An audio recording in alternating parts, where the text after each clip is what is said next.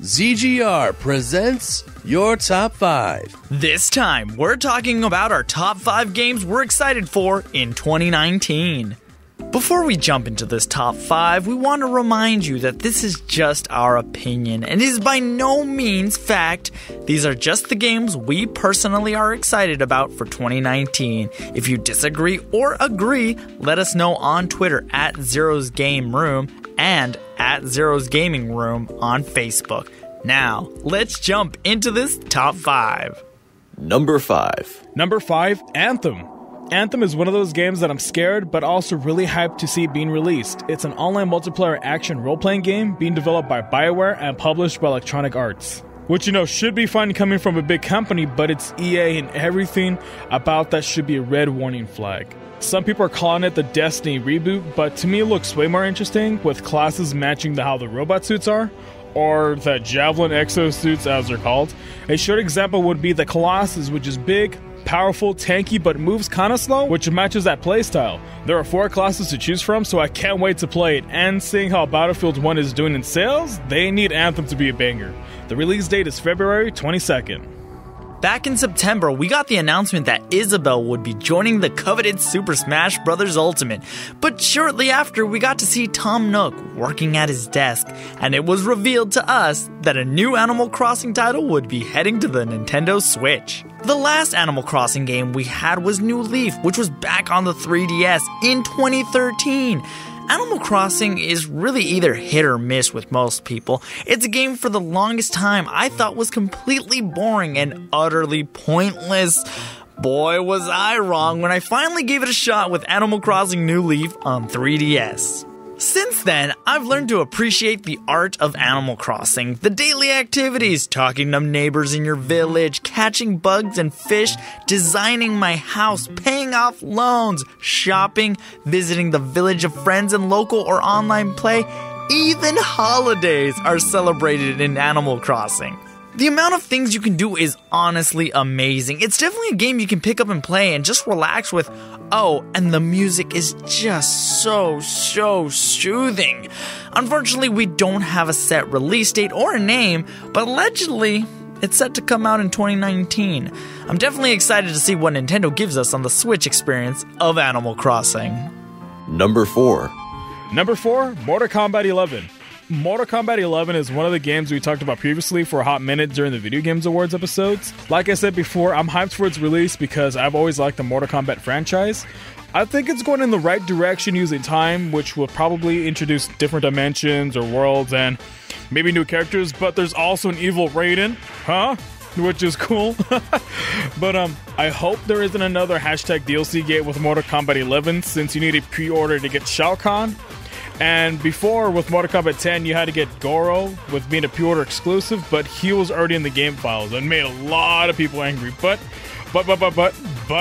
nonetheless, I'm really excited. I'm going to be on a winning streak kicking Zero's butt in the game, and the game should be released April 23rd. Fire Emblem Heroes. No, not that game. I'm a person who loves Fire Emblem. I've played every single one of the main series games and have even dabbled a bit with the app that came out on Android and iOS. Fire Emblem Three Houses is set to be the next Fire Emblem entry coming out on the Nintendo Switch. Unfortunately, there's not much to say about this game because, well, just like Animal Crossing, it doesn't have a set release date, but it is allegedly going to be released in 2019.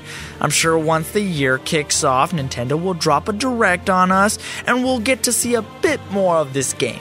Hopefully. The bit of gameplay they did show us gives me hope. We haven't seen a Fire Emblem game on a console since Path of Radiance on the GameCube and Radiant Dawn on the Wii. And Radiant Dawn came out in 2007. It's time to get another one back on the console. Plus, after the disaster of the Fire Emblem Fates games, I wasn't a fan of them, it's time we had a Fire Emblem game that is truly amazing.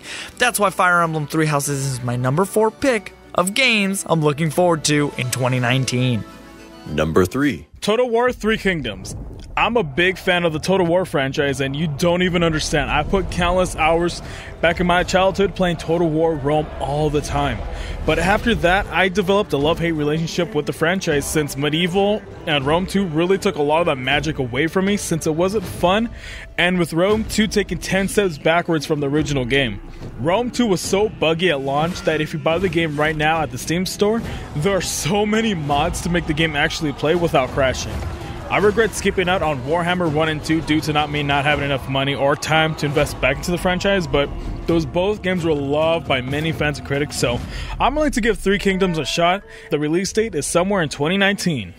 Now, this one might confuse a lot of people and is probably on the top list of most PlayStation owners, me being one of them, but for me personally, I couldn't put it any higher on the list than number 3 because we don't have a release date and gameplay hasn't really been shown.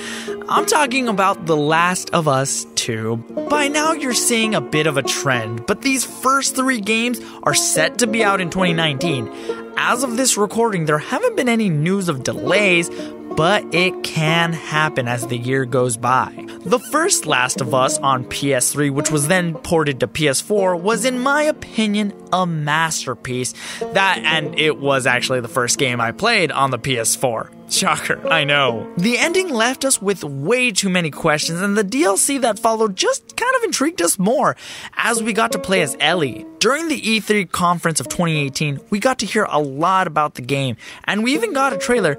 Not a lot of in-game footage, sadly, but the fact that we heard about it gives me hope. Where's Joel? Will Ellie play any differently? Will Joel be at our side? What crazy enemies will we encounter? There's so many questions that my brain wants answered, but I'll sadly have to wait. So why is this higher than the other 2 games? Well, Animal Crossing is more of a pastime game, while Fire Emblem is strategy based. The Last of Us carries its weight with story and just being immersed into the universe. Naughty Dog, you never seem to fail me. From Uncharted to Crash Bandicoot and everything else in between. Let's hope we get The Last of Us 2, and let's hope for it to be just as amazing as the first entry. Let's get to the top 2 games we're excited for in 2019, which mine finally have release dates. Number 2. Number 2, Yoshi's Crafted World. You know the game is going to make you feel good when the company itself making the game is called Good Feel. The company has made similar like games in the past, like Yoshi's Woolly World and Kirby's Epic Yarn, with both games receiving good scores, but maybe not on the difficulty meter.